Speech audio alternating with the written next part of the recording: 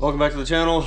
Today I'm going to go over some tube notching stuff. Everybody always asks me about the tube notching. So everything I build always is manually notched. I do have a notcher. I don't even know where it's at. I don't use it. So I figured I'd just go over the way I do it with a couple pieces of scrap tube and talk you through it. Alright, so I got a bunch of pieces of scrap tube. That one's already notched up a little bit, but I can get more if need be. And I'll start out with a straight notch, just 90 into it, and then we'll play around with a couple angles and just talk you through my process. So yeah, let's get to it. All right, so when doing a straight notch, you're pretty much just going a third of the way through the tube ish, and then you're going to draw your line across. So what that's going to do is that's going to give you your end points of the bend. I mean the notch. So you're essentially going to start in the center for a straight notch, and you're going to end where that line ends. So 2 cuts, pretty much every notch is 2 cuts unless it gets complicated with multiple tubes in one spot, but we can cover that too.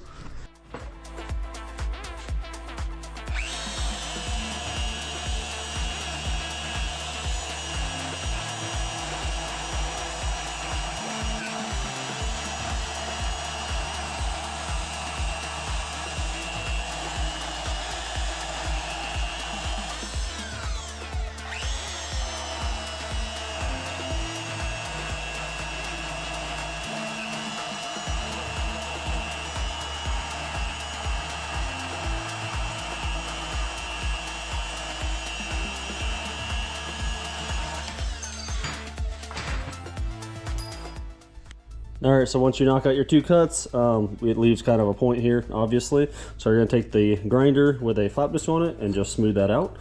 And that way it's a nice round notch, good area to weld. So I'll do that real quick.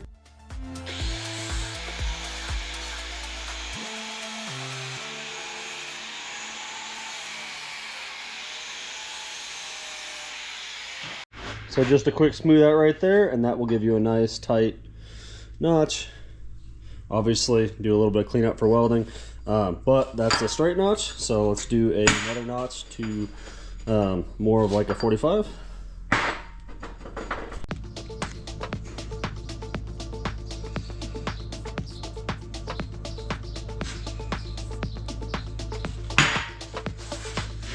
So we just flip this tube around, and since there's already a straight cut on it, we're going to reuse that and then use one more.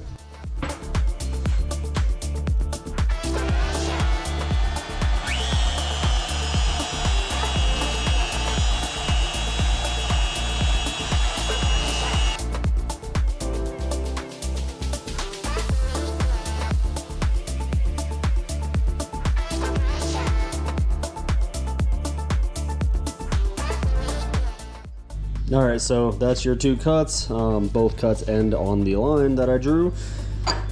It's pretty much a perfect fit right there. Let's clean up the corners real quick and it'll fit even better.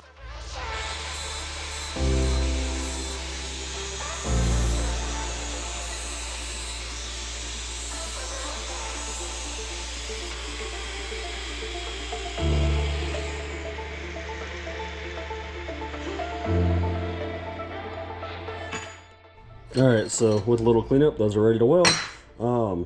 You do not have to use a bandsaw, you can use a grinder. I've done it a lot of different ways, whatever tools I have. I like the bandsaw because it doesn't make a bunch of metal dust and it's a lot quieter. So let's do a quick, I'll tack this in here and then do a quick notch into the side of both of those.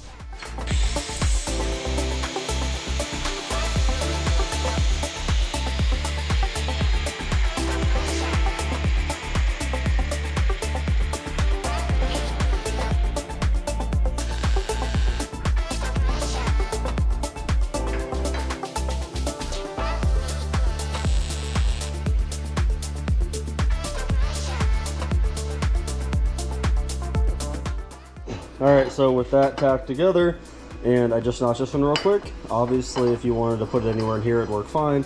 But if you want to go perpendicular to it, it's pretty much the same style of cut. It's just flip the tube 90. So So when doing it like this, same concept applies. You still have your line where you want the cut to end, and then you're just going to essentially draw in from your center point over, cut that, and then it should fit.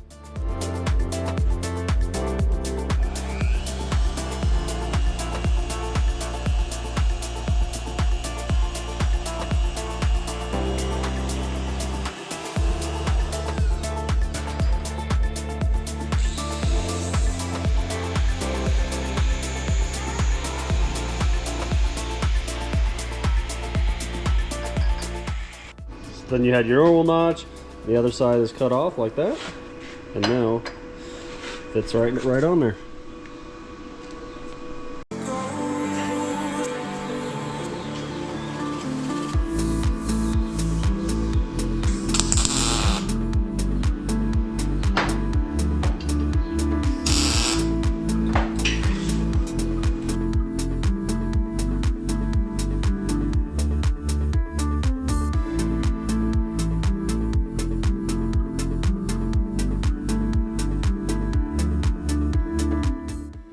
I just knocked out 245 notches real quick, just to fit in there.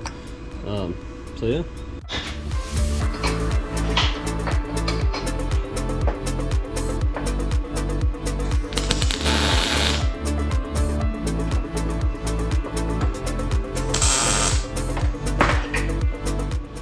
Once you do a lot of it, you'll be able to just kind of hold the tube up and eyeball it.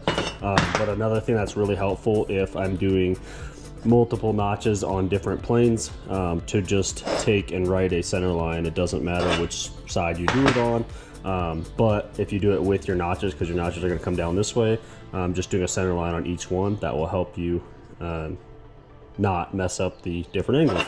So for me, this is the quickest and easiest way to notch with the bandsaw. With a notcher, if you're doing like the same notch repeatedly, like a set of sliders or something where you have a flat and a notch, that would be easier to just set up. Probably, I still do it this way, but this definitely takes some practice to figure out. Once you get the hang of it, it's pretty much always 2 cuts, no matter what the angle is. Obviously, if it's going into another tube, then it's going to be another cut. But it takes some practice to figure out the angles and where to cut it to get it to fit nice. So pretty much, like I was saying, every one of them is 2 cuts. When you're doing it in a bend like this, or like these ones, your cuts essentially, instead of doing it like a perfect 45 cut on the tube, it's going to spread a little bit. So that way the bottom side is a little bit narrower, the top side a little bit bigger to fit around the bend. But with practice, all that comes pretty easy. So that's how I do all my tube notching. Figured I'd do a quick rundown of how to do it.